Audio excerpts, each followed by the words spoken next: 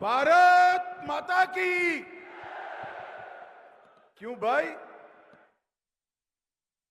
उदयपुर वालों की, मेवाड़ वालों की आवाज को क्या हो गया? ऐसी आवाज नहीं चलेगी। 23 में भाजपा सरकार बनानी है ना? जोर से बोलो, बनानी है। 24 में मोदी जी को तीसरी बार प्रधानमंत्री बनाना है। तो मेरे साथ दोनों हाथ उठाइए, संपूर्ण विजय के संकल्प की मुट्ठी भींचिए और प्रचंड आवाज से बोले, भारत माता की, भारत माता की, भारत माता की। मंच पर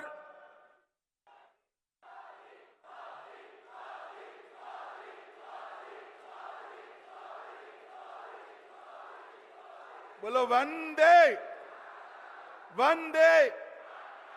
मंच पर उपस्थित श्रीमान सीपी जोशी, प्रदेश भारतीय जनता पार्टी के अध्यक्ष महोदय, राजस्थान की पूर्व मुख्यमंत्री, जिन्होंने राजस्थान के विकास में एक नई राह बनाने का काम किया है, भाजपा की राष्ट्रीय उपाध्यक्ष श्रीमती वसुंधरा राजे जी, मोदी जी की मंत्री परिषद में मेरे साथी भाई गजेंद्र सिंह जी, भाजपा के प्रभारी श्रीमान अरुण सिंह जी, राजस्थान विधानसभा में नेता प्रतिपक्ष श्रीमान राजेंद्र राठौड़ जी, भाजपा के उपनेता श्रीमान सतीश पुनिया जी, बहन विजया राहतकर जी, श्री अरुण चतुर्वेदी जी, अर्जुन मीणा जी, सांसद कनकमल कटारा जी, श्रीमती दिया कुमारी जी, हमारे संगठन मंत्री चंद्रशेखर जी, और आज भक्ति और शक्ति की इस वीर भूमि पर आए हुए मेरे प्यारे भाइयों बहनों माताओं और मेरे जिगर के टुकड़े जैसे युवा मित्रों,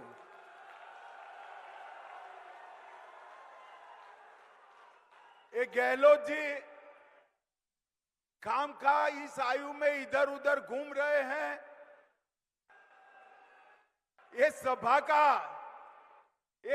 का कोई इनको वीडियो बता दे तो गहलोत जी को मालूम पड़ जाएगा कि उनकी सरकार का जाने का समय शुरू हो गया है। किसान को खेत में रहने का समय है, मेघराज का आगमन हो गया है। मेरे आदिवासी भाइयों बहनों को भी खेत खलियान में छोटे छोटे खेतों में काम है, फिर भी आज जो नजारा मेवाड़ की धरती पर मेरे सामने है वो बताता है 23 और 24 दोनों में पूर्ण बहुमत के साथ भारतीय जनता पार्टी की सरकार बनने जा रही है। माताओं भाइयों बहनों, मैं सबसे पहले भगवान एकलिंग जी को प्रणाम करना चाहता हूं। नाथ द्वारा में विराजमान ठाकुर जी को भी प्रणाम कर कर मेरी श्रद्धा व्यक्त करता हूं। जगदीश मंदिर, महालक्ष्मी मंदिर, करणी माता मंदिर और मां अंबा के मंदिर को भी प्रणाम करता हूं। आज मैं जब यहां आया हूं तब सबसे पहले हिंदुओं के सूर्य और जिन्होंने स्वधर्म स्वदेश और स्वभाषा के लिए रान रान पान पान जंगलों में घूमना पसंद किया मगर मुगलों के सामने सर नहीं झुकाया, वो वीर सपूत महाराणा प्रताप को मैं प्रणाम करना चाहता हूं। इसी के साथ मुझे बड़ा आनंद आया कि मंच पर मुझे राणा पुंजा भील की भी मूर्ति, जाजल्यमान मूर्ति दी गई। उनकी वीरता को भी मैं प्रणाम करना चाहता हूं। मित्रों, ये भूमि त्याग, बलिदान और भक्ति की भूमि है। ये भूमि भारतीय जनता पार्टी का गढ़ है और ये भूमि से ही राजस्थान में भारतीय जनता पार्टी की विजय पताका यहां से ही निकलती है। और इस बार भी आज मैं मेवाड़ की इस पवित्र धरती पर बोलकर जाता हूं। गहलोत जी सुन लेना, 23 में राजस्थान बीजेपी विजय के सारे रिकॉर्ड तोड़कर प्रचंड बहुमत के साथ सरकार बनाने वाली है। भाइयों और बहनों, मेरे युवा साथियों, मैं मोदी जी के 9 साल पूरे होने पर भारतीय जनता पार्टी ने देश भर में जो धन्यवाद यात्राएं चालू की है, इसके तहत आज मैं मेवाड़ की वीर भूमि पर आया हूं। ये मेरा 15वां राज्य है। मैं देश भर में घूमकर आया और देश भर में मोदी जी के लिए जो समर्थन देखा है, ये निश्चित है कि 2024 में फिर से 300 सीटों के साथ नरेंद्र मोदी जी प्रधानमंत्री बनने जा रहे हैं।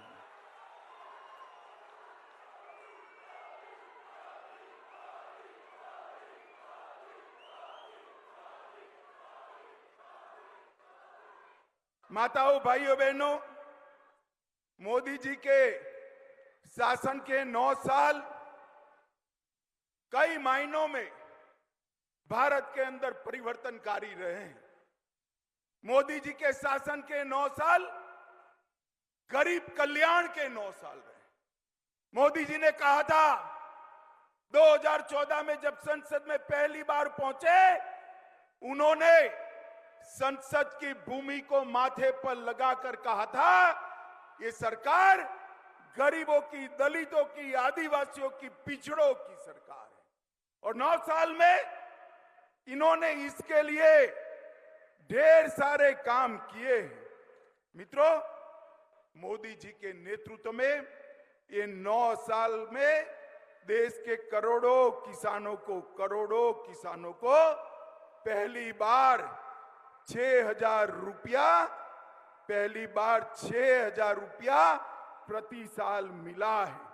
और अपने राजस्थान में 80 लाख किसानों को अब तक 16,000 करोड़ रुपया सीधा बैंक अकाउंट में ट्रांसफर करने का काम हमारे नरेंद्र मोदी जी ने किया है।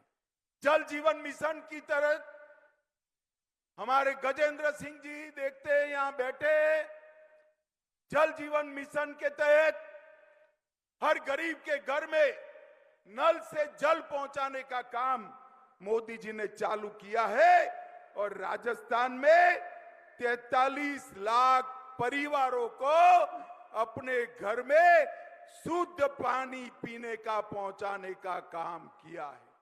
मित्रों, राजस्थान में 86 लाख शौचालय बनाए, 1 करोड़ कार्ड को 4.2 करोड़ लोगों को 3 साल से मुफ्त में प्रति व्यक्ति प्रति माह अनाज देने का काम ये भारतीय जनता पार्टी की सरकार कर रही है। 5.75 लाख उज्ज्वला के कनेक्शन दिए गए, 84,000 कनेक्शन मेरे ट्राइबल भाइयों को, आदिवासी भाइयों को देने का काम ये भारतीय जनता पार्टी की सरकार ने किया। 18 लाख लोगों को खुद का घर देने का काम ये भारतीय जनता पार्टी की सरकार ने किया है। मित्रों, मैं पास के गुजरात से ही आता हूं। यहां बहुत बड़ा जनजाति समुदाय है, आदिवासी समुदाय है। मेवाड़ के राणाओं ने जो लड़ाई लड़ी, इसके साथ मेरे आदिवासी भील भाई कंधे से कंधा लड़ाकर मुगलों के सामने लड़ने का काम आदिवासियों ने किया है। और स्वतंत्रता संग्राम में ढेर सारे गौरवमय प्रकरण मेरे आदिवासी भाइयों के नाम पर लिखे हैं। मोदी जी ने भगवान बिरसा मुंडा को, उनकी जयंती को जनजाति गौरव दिन के रूप में स्थापित कर देश भर के आदिवासियों का सम्मान करने का काम किया है। इसके साथ पहली बार आजादी के 75 साल के बाद एक आदिवासी महिला को, गरीब घर की महिला को द्रौपदी मुर्मू से महामहिम द्रौपदी मुर्मू बनाने का काम नरेंद्र भाई ने कर समग्र देश के आदिवासियों को गौरव दिलाया है। पहले गहलोत जी सुन लीजिएगा, 10 साल आपकी सरकार चली सोनिया मनमोहन की, सिर्फ 90 एकलव्य विद्यालय थे। ये आदिवासी बच्चों को पढ़ाने के लिए 14 से 24-22 में 500 से ज्यादा एकलव्य विद्यालय भारतीय जनता पार्टी की सरकार ने बनाए। 40,000 से ज्यादा शिक्षक भर्ती किए, 30 लाख से ज्यादा विद्यार्थियों को छात्रवृत्ति दी और जनजातीय मंत्रालय का बजट जो पहले 1,000-1,500 करोड़ था, मोदी जी ने बढ़ाकर 15,000 करोड़ करने का काम किया है। सबसे पहले अटल जी ने ही जनजाति आयोग की गठन किया था और हमारे भैरव सिंह जी ने जनजातियों के आरक्षण में वृद्धि करने का काम किया है और मोदी जी ने 10 आदिवासी जननायकों के संग्रहालय बनाने का काम किया है। मित्रों, इन मोदी जी के 9 साल गरीब कल्याण के 9 साल रहे। ये मोदी जी के 9 साल भारत गौरव के 9 साल रहे। ये 9 साल के अंदर समग्र विश्व में भारत की विजय पताका फहराने का काम हमारे नरेंद्र मोदी जी ने किया है। मोदी जी G7 में गए थे, अभी अमेरिका गए, ढेर सारे राष्ट्राध्यक्ष ने G7 में कोई अपॉइंटमेंट मांगता था, कोई हस्ताक्षर मांगता था।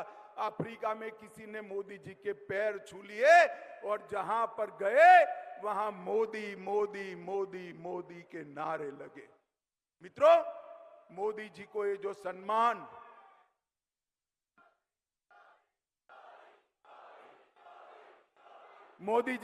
सम्मान समग्र विश्व में मिल रहा है, ये मोदी जी का सम्मान नहीं, ये भारतीय जनता पार्टी का सम्मान नहीं है। ये मेरे मेवाड़ के भाइयों बहनों को, राजस्थान के भाइयों बहनों का और देश की 130 करोड़ की जनता का सम्मान है। मित्रों, जनता का सम्मान है। मोदी जी ने भारत के गौरव को आसमान तक ऊंचा उठाया है। मोदी जी ने भारत उत्कर्ष से 9 साल विकास के हर पैरामीटर में, चाहे शिक्षा हो, इंफ्रास्ट्रक्चर हो, इंडस्ट्री हो, दलित कल्याण हो, आदिवासी कल्याण हो, युवा की बात हो, महिला की बात हो या विदेश से इन्वेस्टमेंट लाने की बात हो, हर क्षेत्र में मोदी जी ने नए आयाम गढ़े हैं। और मोदी जी के नेतृत्व में राजस्थान में भी ढेर सारा विकास हुआ है।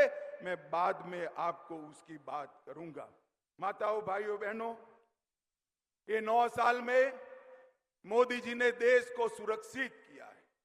ये सोनिया मनमोहन की सरकार थी, आए दिन पाकिस्तान से आलिया मालिया जमालिया घुस जाते थे और हमारे यहां बम धमाके करते थे।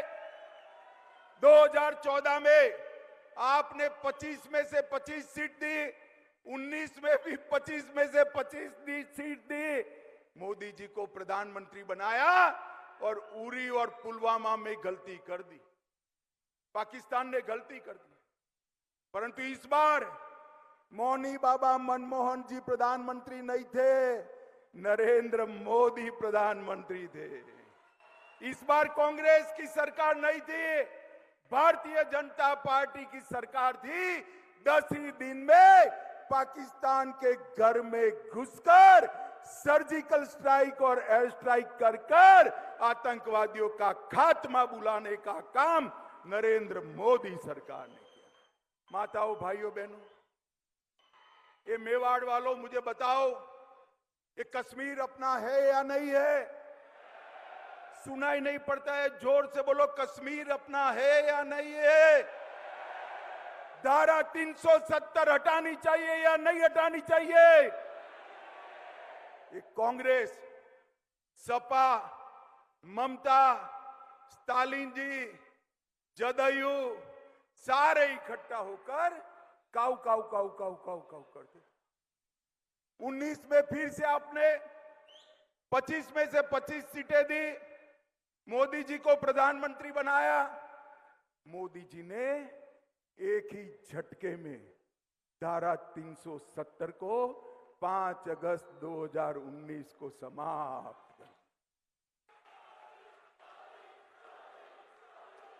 और ये राहुल बाबा कहते थे कि धारा 370 मत हटाओ वरना खून की नदियां बह जाएगी। अरे राहुल बाबा, किस जमाने की बात करते हो? खून की नदियां छोड़ो, किसी की कंकर चलाने की हिम्मत नहीं हुई है, कंकर चलाने की। ये 9 साल में मोदी जी ने देश को सुरक्षित करने का काम किया है। 9 साल में मोदी जी ने देश को विकसित करने का काम किया है। और मित्रों, मैं आपको बताता हूं, अभी अभी सारा विपक्ष के नेता पटना में इकट्ठा हुए, एक बड़े मंच पर प्रेस कॉन्फ्रेंस की।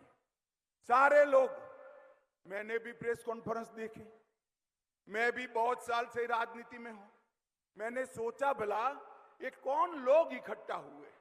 21 पार्टी के लोग थे। कितनी पार्टी के? जोर से बोलो, कितनी पार्टी के? ये 21 पार्टी के लोग थे और 21 लाख के घपले, घोटाले, भ्रष्टाचार करने वाले लोग वहां पर इकट्ठा हुए। 21 लाख के घपले, घोटाले, जनता को हिसाब नहीं देना है। अरे मैं इस मंच से चैलेंज देता हूं, नरेंद्र मोदी सरकार पर आज तक हमारे विरोधी भी भ्रष्टाचार का एक भी आरोप नहीं लगा पाए हैं मित्रों, एक भी आरोप नहीं। और 21 पार्टियां 21 लाख का भ्रष्टाचार करने वाली इकट्ठा होकर राहुल बाबा को प्रधानमंत्री बनाने निकली है। राहुल बाबा अगर फिर से प्रधानमंत्री बनते हैं तो एक घपले, घोटाले, भ्रष्टाचार भारत की नियति बन जाएगी। और मोदी जी फिर से प्रधानमंत्री बनते हैं तो भ्रष्टाचार करने वाले जेल की सलाखों के पीछे जाएंगे। मुझे बताओ भाई, राहुल बाबा को प्रधानमंत्री बनाना चाहिए या मोदी जी को? जोर से बोलो, किसको बनाना चाहिए? और ये सारी पार्टियां, ये सारी 20 पार्टियां, 21 पार्टियां जो इकट्ठा हुई, इनके मन में, मेवाड़ वालों, आपका भला नहीं है। इनके मन में अपने बेटे का भविष्य है।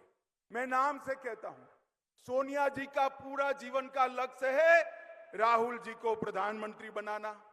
लालू जी का लक्ष्य है अपने बेटे तेजस्वी को प्रधानमंत्री बनाना। ममता जी का लक्ष्य है अपने भतीजे अभिषेक को मुख्यमंत्री बनाना।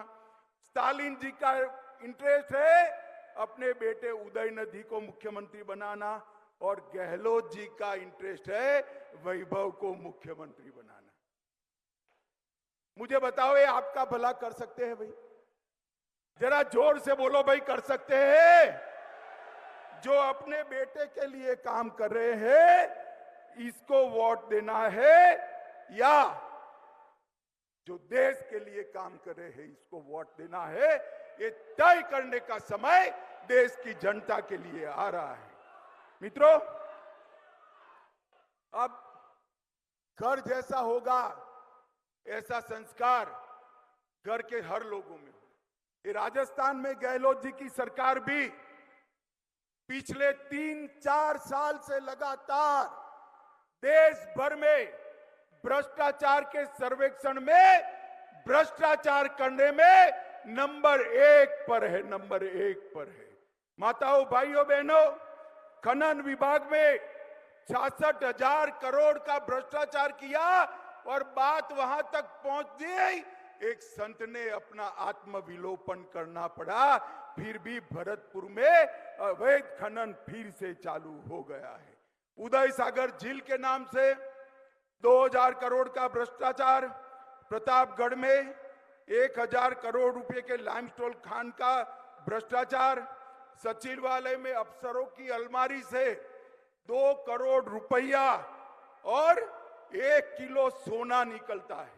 गहलोत जी जरा बताइए, सोना किसका है भाई? हिसाब मांगना चाहिए या नहीं मांगना चाहिए? पीछे वाले बोलो, मांगना चाहिए या नहीं मांगना चाहिए? आपके पास मौका है अब हिसाब मांगने का कि सचिवालय के अंदर ये 2 करोड़ रुपया और 1 किलो सोना किसका है, उसका हिसाब दीजिए। काली सिंह बांध के नाम पर करोड़ों रुपए का घपला, गरीबों के राशन में 100 करोड़ रुपया चाऊ कर गए, वृद्धावस्था पेंशन में 450 करोड़ रुपया चाऊ कर गए। शर्म करो, शर्म करो, गरीब बच्चों का अनाज और वृद्धों के पैसे खाकर कोई सुखी नहीं होता है। गहलोत जी, ये सरकार भ्रष्टाचार की सरकार है। इस सरकार ने तो भ्रष्टाचार के सारे रिकॉर्ड तोड़ने का काम किया है। और अशोक गहलोत जी ने जितने भी वादे किए थे वो सारे वादे तोड़ दिए हैं मित्रों। 10 दिन के अंदर किसानों का कर्जा माफ करना था। मुझे बताओ, हुआ है भाई? अरे जोर से बोलो, हुआ है? युवाओं को बेकारी भत्ता मिला है? उल्टा 19,000 किसानों की भूमि कुर्क करने का काम ये सरकार ने किया है। मित्रों, 19 से ज्यादा पेपर लीक हो चुके हैं। बेरोजगारी और बलात्कार में राजस्थान देश भर में नंबर 1 पर है और उनके ही प्रदेश कांग्रेस अध्यक्ष के बेटे टॉपर कर जाते हैं, जनता बिचारी रह जाती है। मित्रों, एक दूसरी बात है, इस प्रदेश में कानून और व्यवस्था की स्थिति बुरी तरह से चरमराई गई। 2000 में जयपुर में बॉम्ब ब्लास्ट हुआ था। मैं उस वक्त गुजरात का गृह मंत्री था, वसुंधरा जी यहां थी। सबको पकड़ा, इनके एडवोकेट जनरल को फुर्सत ही नहीं है पैरवी करने के और सारे से सारे लोग छूट गए। 50 लोगों को मारने वाले दहशतगर्द आतंकवादी आज निर्दोष छूट गए हैं और इनको शर्म नहीं आती। और मुझे कहते हैं कि क्या किया कन्हैया लाल ने। अरे तुम्हें, आपको पहले शर्म आनी चाहिए। माताओं, भाइयों, बहनों, बताओ, कन्हैया लाल को सुरक्षा किसने नहीं दी? जोर से बोलो, किसने नहीं दी? जोर से बोलो, किसने नहीं दी? मर गया तब तक किसकी पुलिस चुप रही? अरे आप तो पकड़ना भी नहीं चाहते थे, एनआईए ने पकड़ा। और झूठ मत बोलो गहलोत जी, चार्जशीट नहीं हुई है। मैं डंके की चोट पर कहता हूं, 22 दिसंबर 2022 को चार्जशीट हो चुका है। स्पेशल कोर्ट बनाने का काम आपका है, जिससे जल्द सजा दी जाए। राजस्थान सरकार हाई कोर्ट को भरोसे में लेकर स्पेशल कोर्ट नहीं बनाती है, न तो आज तक कन्हैया लाल के दोषियों को फांसी पर लटका चुके होते। मित्रों, लटका चुके। इनको शर्म आनी चाहिए। ये वोट बैंक की राजनीति करते हैं। मैं आज इतना कहना चाहता हूं, मोदी जी ने PI5 पर बैन लगाया। गहलोत जी के राज में कोटा में PFI की रैली निकलती, चित्तौड़गढ़ में रतन सोनी की हत्या होती, करौली में हिंदू त्योहार बंद कर दिए जाते हैं, संघ का पथ संचलन बंद कर दिया गया है। और 300 साल पुराना शिव मंदिर अलवर में ढहा दिया गया। भगवा ध्वज उतारने की हिमाकत ये गहलोत सरकार करती है। मैं आज पूछना चाहता हूं, आजादी के इतने सालों के बाद भी वोट बैंक की लालच में संविधान को साइड पर रखकर जिस प्रकार से बहुमत समाज के साथ अन्याय और अत्याचार हो रहे हैं, मैं आपको कहने आया हूं मित्रों, ये वोट बैंक की राजनीति करने वाले ही कर सकते हैं। Bharatiya Janata party vote bank की राजनीति नहीं करती है। मोदी जी के शासन में जब वसुंधरा जी थी तब भी यहां आतंकवाद पर लगाम कसने का काम भारतीय जनता पार्टी ने किया है। ये 3D से घिरी हुई सरकार है। 3D का मतलब है दंगा, महिलाओं से दुर्व्यवहार और दलितों पर अत्याचार। ये 3D से घिरी हुई अशोक गहलोत सरकार को हमने उखाड़ कर फेंक देना है। मित्रों, ये दंगा राज यहां पर हो चुका है। मैं आज आपको इतना ही कहना आया हूं मित्रों, आपके पास 2 मौके, एक आपको केंद्र सरकार भी चुननी है 24 में, एक राज्य सरकार भी चुननी, मगर एक वोट देने से दोनों काम होते हैं। तो राजस्थान वालों करना चाहिए या नहीं करना चाहिए? अरे जोर से बोलो यार, एक ही वोट देने से 2 काम होते हैं तो करना चाहिए या नहीं करना चाहिए? तो ट्रेलर पहले है, 23 में है। 23 के ट्रेलर में अशोक गहलोत सरकार को मूल के समेत उखाड़ कर फेंक दीजिए एक बार। तो 24 में अपने आप 25 सीटों का रास्ता प्रशस्त हो जाएगा और मोदी जी फिर से प्रधानमंत्री बनेंगे। मुझे बताओ माताओं, भाइयों, बहनों, मोदी जी को प्रधानमंत्री बनाना चाहते हो? ऐसे नहीं, दोनों हाथ उठाकर बोलो, चाहते हो? फिर से 25 सीट तीसरी बार राजस्थान से मोदी जी की झोली में डालेंगे? ये भ्रष्ट नकारा अशोक गहलोत सरकार को उखाड़ कर फेंक देंगे। यहां पूर्ण बहुमत की रिकॉर्ड तोड़ने वाली भारतीय जनता पार्टी की सरकार बनाएंगे। कमल के निशान पर वोट देंगे।